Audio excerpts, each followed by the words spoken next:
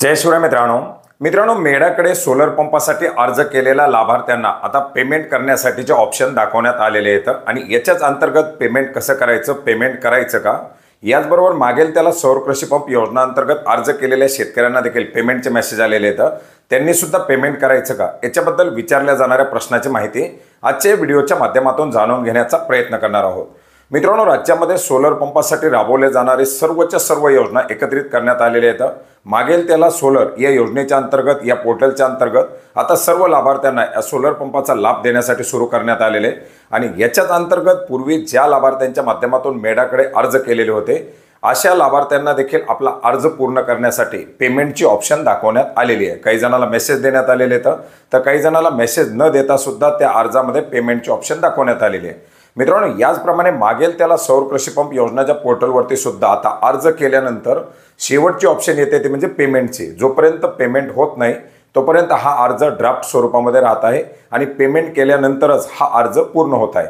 आपण यापूर्वी सुद्धा पाहिलेले की एक शेतकरी HDP असेल किंवा शेतकऱ्याला विजेचं कनेक्शन असेल या प्रत्येक वेळी डिमांड भरवून घेतलं जात होतं आणि डिमांड भरल्यानंतरच त्या शेतकऱ्याची पुढची प्रक्रिया पार पाडली जात होती। किंवा सोलर पंप योजनेमध्ये सुद्धा पूर्वी पेमेंट केलं जात होतं, पेमेंट केल्यानंतर पुढच्या प्रक्रिया पार पाडल्या जात होत्या। परंतु आता याच्यामध्ये अर्ज पूर्ण करण्यासाठीच पेमेंटची ऑप्शन देण्यात आलेली आहे। त्याच्यामुळे तुम्हाला जर मेसेज आलेला असेल तरी ठीक आहे, मेसेज आलेला नसेल तरी सुद्धा आपला यूजर ID पासवर्ड टाकून आपल्याला पेमेंट आले का हे तपासा।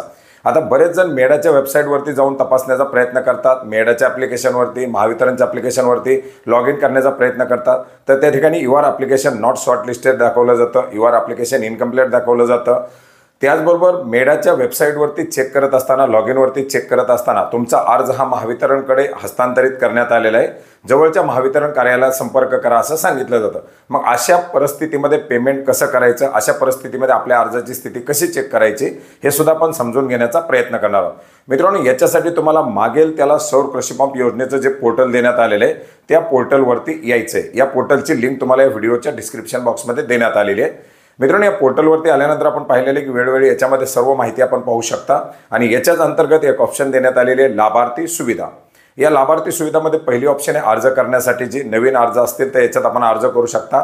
या अर्ज करावरती क्लिक करून आपण जर आपला आधार कार्ड नंबर टाकला तर आपण पूर्वी अर्ज केलेला असेल तर आपल्याला या ठिकाणी दाखवलं जाईल की तुम्ही पूर्वी अर्ज केलेला आहे, तुम्हाला अर्ज करण्याची अनुमती नाही आणि त्यावेळेस तुम्हाला तुमचा जो काही MKID असेल, MSID असेल, जे काही असेल ते तुम्हाला या ठिकाणी दाखवलं जाईल। म्हणजे हा जर MKID असेल तर तुम्हाला नवीन अर्ज करण्याची गरज नाही आणि जर तुमचा आधार यापूर्वी वापरलेला नसेल तर तुम्ही या पोर्टलवरती नवीन अर्ज करू शकता। आता तुमच्याकडे MKID असेल तर ठीक आहे, नाही तर या ठिकाणी आधार टाकल्याबरोबर तुम्हाला MKID मिळणार आहे।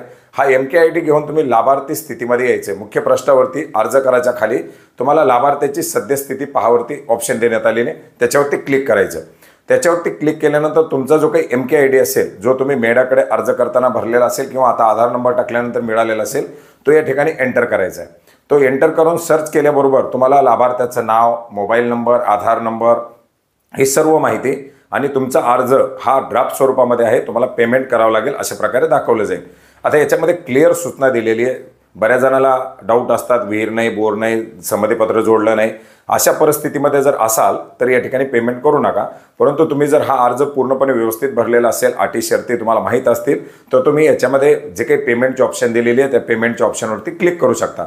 भरणा करावरती क्लिक केल्यानंतर पुढे तुम्हाला दाखवलं जाईल की तुमचा GST किती असणार आहे, तुमची रक्कम किती असणार आहे हे सर्व पाहायचं आहे आणि याच्यानंतर आणखीन पुन्हा पेमेंटच्या ऑप्शनवरती तुम्हाला खाली क्लिक करायचं आहे। याच्यावरती क्लिक केल्यानंतर तुम्हाला internet banking, credit card, debit card जे काही वेगवेगळे ऑप्शन आहेत पेमेंट करण्याच्या त्या ठिकाणी दाखवले जातील। तुम्ही गुगल पे, फोनपे किंवा भीम इतर काही ॲप्लिकेशनच्या माध्यमातून पेमेंट करू इच्छिणार असाल, QR कोडनं करणार असाल तर ती सुद्धा ऑप्शन या ठिकाणी देण्यात आलेली आहे आणि ज्या ऑप्शनच्या माध्यमातून आपल्याला पेमेंट करायचं आहे ती ऑप्शन निवडायचे।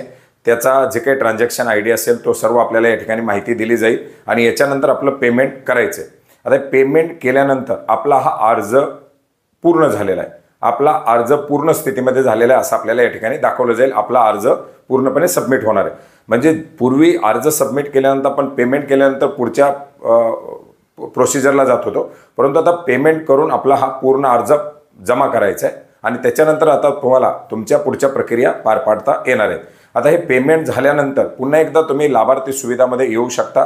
त्या लाभार्थी सुविधामध्ये तुमच्या अर्जाची सद्यस्थितीवरती क्लिक केलं, तुमचा हा MKID टाकला आणि तुम्हाला परत या ठिकाणी दाखवलं जाईल की तुमचा अर्ज सबमिट करण्यात आलेला आहे, तुमचा अर्ज पुढे म्हणजे गेलेला आहे। आता याच्यानंतर तुमचा अर्ज पुढे चेक केला जाईल, त्याच्यानंतर तुमचा योग्य असेल तुमचा प्राधान्य जो नंबर येईल याच्यामध्ये प्रथम येणारच प्रथम प्राधान्य, जे लोक पहिले पेमेंट करून आपले अर्ज पूर्ण करतील ते अर्ज प्रथम प्राधान्याने राहतील आणि जे अर्ज प्रथम प्राधान्याने येतील त्यांना पुढच्या ज्या काही प्रक्रिया असतील, आता याच्यामध्ये सेल्फ सर्व्हे असतील किंवा समजा तुमचं व्हेंडर निवड असेल किंवा जॉईंट सर्व्हे जे काही असतील ते पुढे आता त्या प्रकारानुसार पार पाडले जाणार आहे। तर एकंदरीत सर्व जी काही आता प्रक्रिया पार पाडली जाणार आहे ती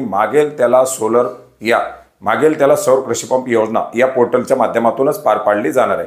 त्यामुळे आपण पूर्वी जर अर्ज केलेला असेल 2 वर्षापूर्वी केला, 3 वर्षापूर्वी केला किंवा वर्षापूर्वी केला, तो जर अर्ज मेळाकडे वगैरे केलेला असेल तर या पोर्टलवरती येऊन आपला आधार नंबर टाकून चेक करा आणि तुमच्याकडे MKID असेल तर MKID टाकून लाभार्थी अर्ज स्थिती चेक करण्याचा प्रयत्न करा। तर मित्रांनो, अशा प्रकारे एक महत्त्वाचं असं अपडेट होतं, माहिती होती जी आपणास नक्की उपयोग पडेल अशी आशा करतो।